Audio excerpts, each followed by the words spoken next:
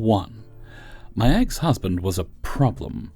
I didn't mind the myriad of health conditions he had, but the fact that he refused to take care of himself was the real issue, especially when his problems caused me to lose the very little sleep I was going to get. I worked for a terrible corporate security firm that really doesn't care about its employees. I was the single field supervisor in my region, and on top of my regular 40-hour work week, I was also called on emergency to fill open positions. This was during the height of COVID as well, which eventually put me at a regular 80 to 100 hours per 7-day work week. The money was incredible, but I was miserably exhausted. At the time, my husband was working part-time and receiving SSI and spending all of his income on himself. Video games and fast food against doctor's orders, while I paid both of our shares of the bills, car payment, insurance, phones, etc. This went on for about 3 years, getting progressively worse as time went on. Despite the amount of money I covered for him, I still managed to bump my credit by paying off my car and saved enough to buy a house. Nothing too fancy, but it's a 2-story with an unfinished basement, plenty of space, decent-sized yard, creek, and really cool neighbors who constantly invite us over to drink and play pool. While moving, I was still working 80-plus hours and couldn't spare time to help much. But I paid for the moving truck and dinner for everyone willing to help us pack up and move. I asked my then-husband to make sure everything gets packed. He packed all of his own belongings and the household furniture, then ignored whatever didn't fit. Was late returning the moving truck, and I had to call about the fee, which they were very kind enough to waive considering my circumstances. The result was that the majority of my stuff, my roommate's stuff, and my brother's stuff didn't fit in the moving truck. My brother was making trips every day after work to pick up a carload and bring it home. I asked my ex-husband to please do the same, and he agreed. 3 weeks later, I finally got a day off. I worked a 12-hour shift and planned to go pack up a few boxes and take them home while I was out. I walked into the house and saw that my ex had literally done nothing. 3 weeks, he had said, he had been moving our stuff and he hadn't touched a thing. I had a meltdown. My legs gave out from shock and I sobbed on the stairs. My roommate and best friend happened to also come in right after me and found me on the stairs. He held me while I cried and assured me that he would take a few days off to get everything packed up and moved. He told me to go home and sleep, but I told him I am already here, so I might as well take a few boxes, since my worthless husband lied to me about doing so. He helped me pack up some things and I drove home. I didn't even bother to unload it. I went inside and collapsed on my bed and cried myself to sleep. Hours and hours later, I finally woke up, a groggy mess, and made my way out to my car to start unloading. Best friend was there unloading his own car with a tired smile. He had been going all day and the sun was setting. Meanwhile, my husband was slacking off in the basement, doing who knows what, breaking his promise. We managed to get everything moved, but I had to extend the lease by 1 week and pay a prorated rental cost, all due to my husband's neglect. I was quickly racking up anger at him, and finally, when we were moved, I sat him down and told him how angry I was about all the lies and his laziness and what he caused. He started accusing me of all kinds of things in return, like how I wouldn't passionately hug him because of his medical issues. I lost it. I screamed at him that I don't passionately hug anyone. I don't even passionately hug myself because I'm working the equivalent of 2 jobs with overtime to support his lazy butt and pay for his lifestyle, because he wastes all of his money on fast food that he shouldn't even be eating in video games, and because he doesn't lift a single finger to do anything around the house like unpacking, cooking, cleaning, nothing to make my life easier. In fact, he is actively making my life harder. I'm still cleaning up after him when he leaves dishes everywhere and stains in my carpet. So no, I don't want to passionately hug him if he's not going to do anything to earn it. He went radio silent on me for 2 weeks. It got progressively worse. He wouldn't text or speak to me, wouldn't answer my calls, and eventually wouldn't even look at me. Meanwhile, he's still living off my money. So finally, one day, I message him to ask why he's treating me this way, and he ignores me. I ask several other questions, nothing. Finally, I tell him that if he hates me so much, he should just divorce me. He tells me the next day he wants a divorce. I ask him why. You're not going to believe his answer. You don't do enough for me. Oh, boy did he mess up. I tell you, this ding-dong is the absolute most obtuse, smooth-brained, intellectually deficient, situationally unaware, half-witted, opossum-brained clod to say that. I unleashed it. I told him that I do everything for him. I pay for everything so he can live a cushy life. I give him a roof over his head, food in his belly, money in his bank account, because at this point I was also giving him extra money whenever he asked, and taking days off specifically to spend time with him. That I was doing absolutely everything for him, and this is a repayment I get. I got extremely quiet and bucked into his chest, pointing my finger at his face, and told him that since he wanted the divorce, he had to file. And if he even suggested at forcing me to sell my house that I paid for, I would destroy him. I would hire an expensive lawyer, force him into the longest court battle of his life, and take him for every single penny he would earn for the rest of his life, along with the court costs. Then I kicked him out. He moved out. He told me he was moving in with his family a few cities over, and asked me to file. I filed in my county because it was the closest. He raged at me when he found out. He wanted me to file online and pay an extra $270 out of my pocket, since he expected me to pay for the entire thing, and I told him no. A few days later, I got a strange text from him that didn't sound like him. I argued with him, then a confession was made. It was his girlfriend. He had lied to me again and moved to New York from Georgia. She went psycho on me and screamed at me via text about how abusive I am. Long story short, we argued, and I told her I wouldn't be speaking to her again. I am filing in my county because I already started the process. And I'm not changing my mind because he lied to me. If he hadn't lied, I might have been willing to file online, but I'm definitely not now. Months go by, and finally the date comes. She drove him to Georgia, and they were like 15 minutes late. I knew this because I was 15 minutes early, and the clerk asked if I could contact him, so I went outside to do so.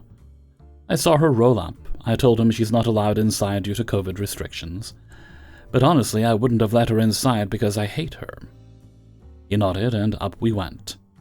We spoke to the clerk and started our paperwork. I have some legal knowledge, definitely a ton more than him, due to curiosity and things that have happened to me in the past, so I knew which questions to ask. I know how lazy this brat of a human is. He hates doing anything he doesn't have to do. So I reminded him in front of the clerk that he still had property at my home, and I want it out of my house. The clerk told him that anything he leaves in my property after a certain date will legally belong to me, and there will be no way of getting it back without my express consent. He asked if he could work something out with me, and I told him no. He'll have to adhere to these legal guidelines, and anything left afterward will be forfeit. Now, while we were together, his blessed mother, may her soul rest in peace, despite her son turning out to be worthless, passed. I loved that woman. She was a saint. And I wanted something of hers to remember her. He had inherited her dining rug. While not worth a lot monetarily, it is still a lovely black and red antique. And I knew he couldn't afford to ship it, nor could he afford to rent a moving truck, nor could he fit it in his girlfriend's tiny, crappy car. So while he was crying and loading up his mother's belongings, all of which he had left behind when he had left initially, I told him I'm keeping the rug. I said this flatly and without feeling. He tried to argue, so I pointed out the obvious and he conceded. He knew I was right. That rug is one of my favorite belongings. I've begun renovating our unfinished basement, and it currently resides in a lovely guest room that houses my bookshelves, armoire, king-sized bed, and 55-gallon fish tank that is not yet home to anything. And for even more good news, I married my best friend, and we've been together for nearly 4 blissful years. On our 5th anniversary, he's agreed to a ceremony, since we were married in a simple ceremony with only 2 witnesses. And for more petty revenge, I still have my ex's childhood art binder, which he cherishes, and I will continue to hold it until he pays me back the $400 he owes me for the brand new tires I put on his car a mere few weeks before he decided he wanted a divorce. It's been over 4 years, man. I'm never giving it back at this rate. And I do send him annual reminders. 2. It was my friend's birthday, and a group of us had planned to take him out to his favorite restaurant. When we get there, a party of 8, we were sat near a smaller table full of dudes who fit the stereotype of dude bros. After roughly 5 minutes, we discovered that they were going to be a problem. They're pretty loud and rude, giving their server a hard time. Soon our server came, and it was the same girl who was serving the rude table. She apologized for the wait and made a comment about how she had a lot on her plate. We tell her it's fine, and we understand. She takes our drink orders and gives us some more time to pick our food. A few more minutes go by, and then we hear yelling. From what we gathered, one of the dudes wanted a drink, alcoholic, but didn't bring his ID. The server was doing her best to remain calm and keep control over the situation. He kept gesturing to his phone, and we heard the server. "I'm sorry, but I can't accept a screenshot." Finally, one of his friends steps up and says he'll buy the drink for him. The server does her best to explain that he can't, it's illegal, and she could get in big trouble for it. Dude 2 then gets upset, and now the whole table is in an uproar. Finally, the server says that she'll get her manager and then quickly leaves, in tears. My friend, the birthday boy, is angry and says he's going to say something. Luckily, his girlfriend stops him. That's when another friend, Jack, smirks and says, "I have a better idea." Jack goes, "I have to fart." Being on the same wavelength, I smile and go, so do I. Are we going to crop dust this table? I think we are. The root table is located in a way that you'd have to walk by them to get to the bathroom, and you can walk either to left or right of the table. Jack stands up first and makes his way to the bathroom. When he disappears around the corner, that's when the effects hit. At first, the dudes think it's hilarious, pointing out one particular guy and placing the blame on him. He doesn't think it's funny and is steadily getting mad. That's when I step up. I make my way to the bathroom, passing on the opposite side of the table that Jack did. When I clear the corner, Jack is standing there with a big grin. We stand there and listen to the true chaos begin. The root table doesn't find the second crop dusting as funny as the first one. They're now yelling and pointing fingers at one another. The icing on the cake is when the manager finally comes over. He tells them that they're being too loud and they're going to have to leave if they don't calm. They're angry and start complaining about their server. Jack and I can't see the manager's face, but he was quiet for a good minute before he starts talking again. He has to explain the law to them when it comes to alcohol, adding on that the table can't be served alcohol at all, due to dude number 2's comment about buying it for someone else, since they can't confirm that the person who's going to drink it is 21.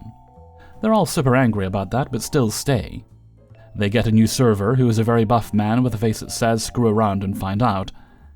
They spend the rest of their time there basically with their heads down, in shame. Hey there. I've had an awful weekend, but I'm pretty proud of how I've handled it, aside from all the crying.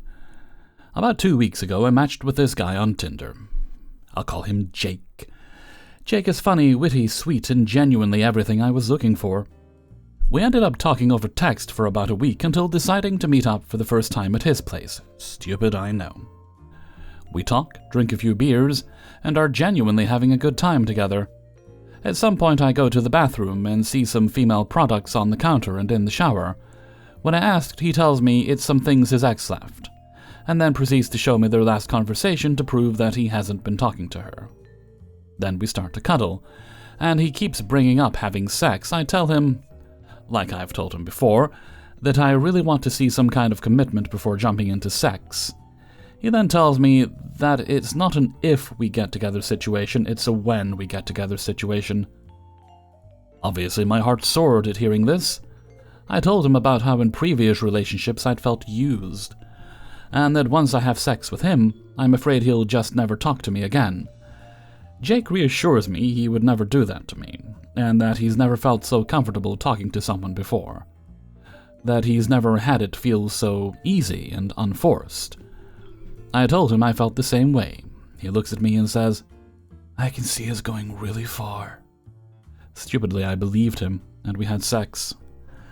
The next morning, I notice a pill bottle on the nightstand that has a girl's name on it, a book and a couple of socks on the ground. He tells me it's his roommate's and that he understands why it looks a little odd. I let him explain himself. He says his roommate has a boyfriend, and that they know each other from work, and she needed a place to stay, and he had an extra room. So it just made sense. I jokingly said, "Well, your mom didn't raise a cheater. If she did, I would tell her." I once again believed everything he said. We slept together again, then I left.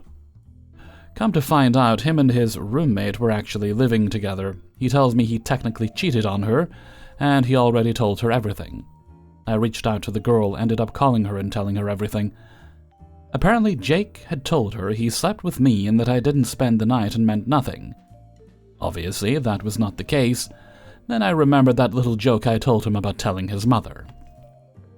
And his girlfriend simply loved that idea. I sent a draft of the text to her to double-check that she was okay with me sending it, and I said, "Hi, Jake's mom, you don't know me, and I'm so sorry to be sending you this message. I haven't been involved with your son Jake for long, but I thought he was everything I was looking for. I'll spare the details of our relationship and all that, but it turns out that he was living with someone else that he was romantically involved with, which I didn't know. He then proceeded to lie to both me and his partner, make us both promises of having futures with him, and I'm sure this is not the man you raised him to be." She has not responded to that message, and honestly, I wouldn't either if I was the one with a son like that. To be fair, I had warned him, even though I was joking. Obviously, there are more details within this story, but out of respect for his girlfriend and myself, I'll leave those things out. All things considered, I've most certainly learned to trust my gut from now on. Cheers to stupidity and feeling used. 4. About 10 years ago, I was working in a big organization with lots of different departments. I was a subject matter expert working across different departments. I saw my job as making the people I worked with lives as simple as possible. And my clients loved me for that. Unfortunately, this came back to bite me, because they started expecting me to perform miracles. Before I started at this job, someone had decided to split up a department, except they didn't really do it properly. So all the systems still saw them as a single department. The two department heads despised each other. My solution: create a workaround in the system I had control over so that they looked separate from each other and no one saw the other area's data. But in every other system, one department looked like it fell under the bigger one. And if you looked closely at my reports, you could very clearly see the workaround. Department head of the smaller department was really sick of this and asked me to fix it.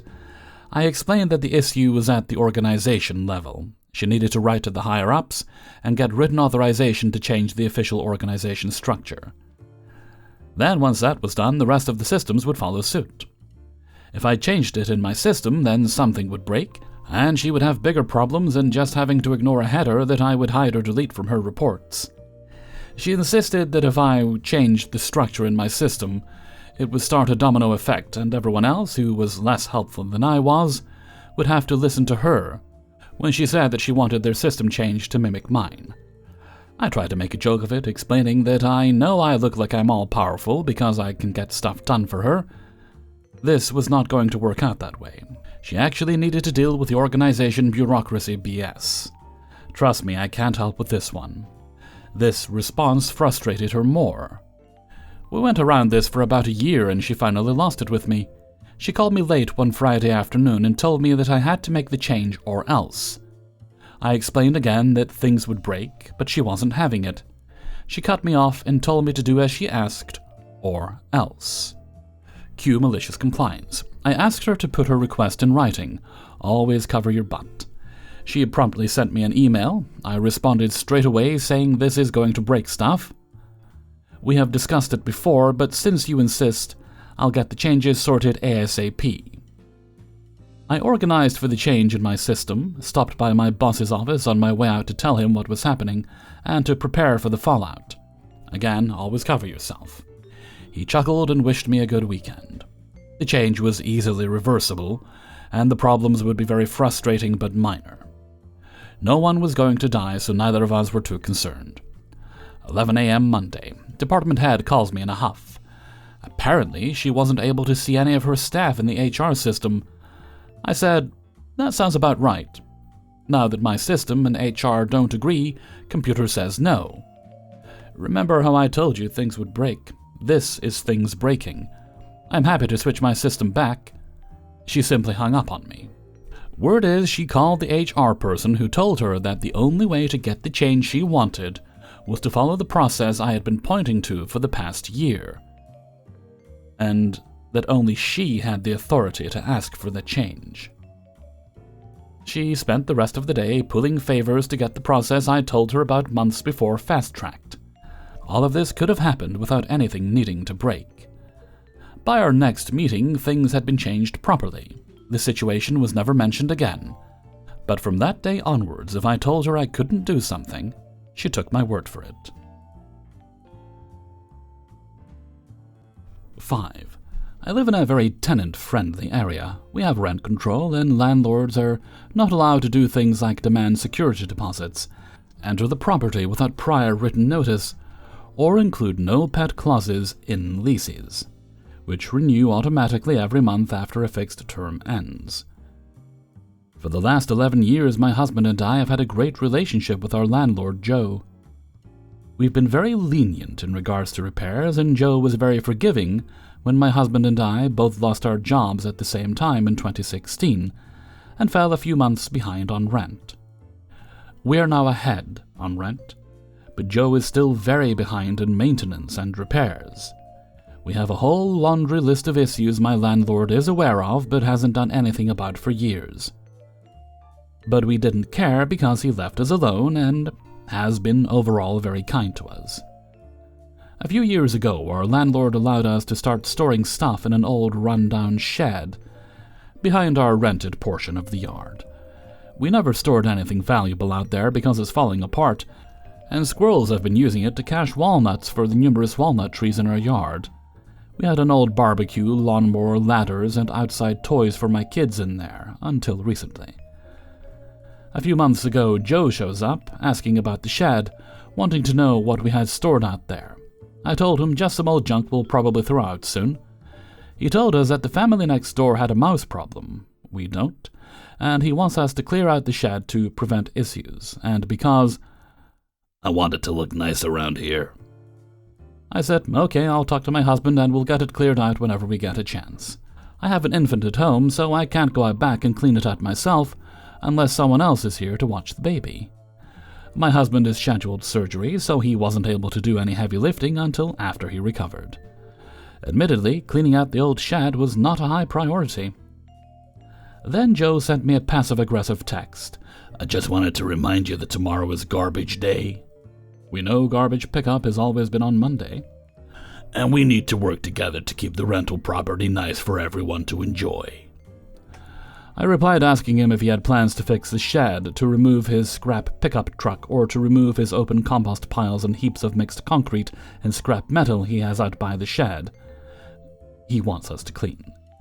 I also explained that my husband just had surgery, and that we weren't planning on cleaning the shed that day. He did not like that. He shows up unannounced, walked inside and proceeded to yell at us in front of our kids. He complained about his personal finances and the economy, inflation, property taxes, swore at us about our stuff, told us we can't use the shed anymore, and threatened to evict us because clearly you don't like living here and I can get way more for this house than what you're paying now. I told him to leave and that we will not communicate with him anymore unless in writing. He said, "Fine, we'll do it by the book from now on," and stormed out.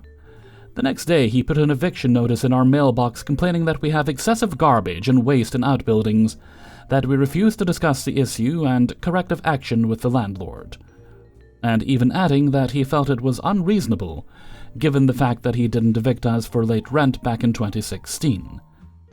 The notice gives us 7 days to correct the issues or else my landlord can file for an eviction hearing. The next day, while I cleaned out everything belonging to us, sans the walnuts and squirrel poop from the shed, my husband got busy contacting local bylaw and the Rental Housing Enforcement Agency, traffic cops, for landlords. He was given information on how to file against the landlord for refusing to do repairs, illegal entry, loss of amenity, the shed, and harassment. After a surprise inspection that happened last week, we were given a report that said Joe was given 90 days to fix the roof, plumbing, and weeping tile.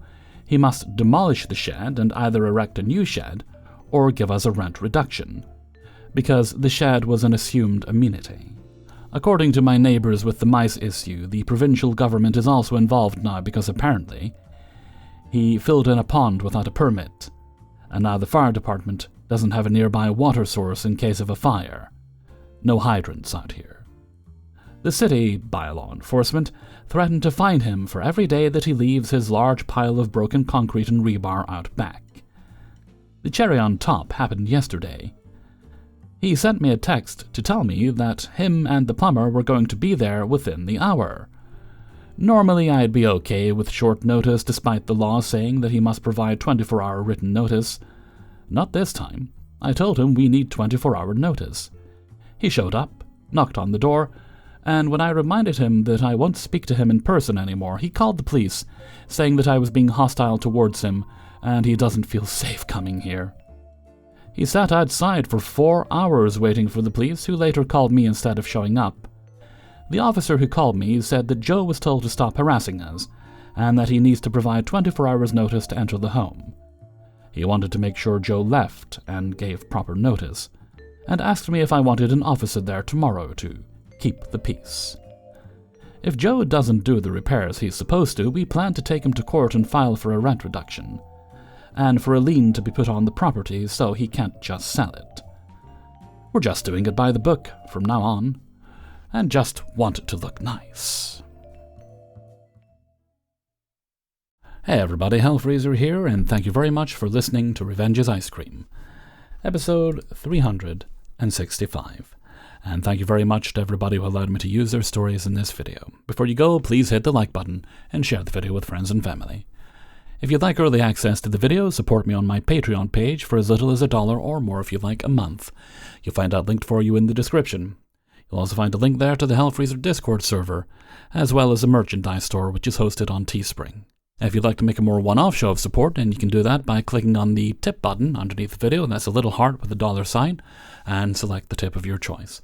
That is not and is never required, but I very much do appreciate the help. Okay, no other bits of business today, so let's move right along to Hellfreezer's question of the day. And today's question is, what is your favorite it-can-be-anything food? Like for me, I'd probably say right now it's omelets, because really an omelet's just fried eggs with stuff in it. The variety changes depending on what you put in it. Cooking really isn't that hard. I do get a little bit frustrated when somebody acts like they can't cook, because it's really not difficult. It seems like more of a will problem than a skill problem, short of obviously having some disability that limits what you're able to do in the kitchen. Anyway, let me know what you think in a comment below. And before we go, let's have the answer of the day from a previous video. And this one's from Revenge's Ice Cream 363, and is about personal projects you just can't let go. And this answer comes from Tate Upholstery. I have had an old car in the family garage since I was about 6 years old. It is a 1939 Chevy that is not drivable. Bodywork had been done on it before it got put into the garage off the trailer. I had always wanted to be able to drive the car since day one. I even jacked it up, put it in blocks, all because the tires didn't hold air. This was when I was 6 or 7. I am 45 years old, and of this month of July. Still have the car, yet have not had the money to get work done on it. I really don't want to sell it. I just know I will kick myself in the butt for the rest of my life if I do. Thank you very much for your answer, Tate. And maybe that'd be a nice little project for the retirement years. You could figure out how to do some things on it yourself. It would certainly bring the cost down a bit.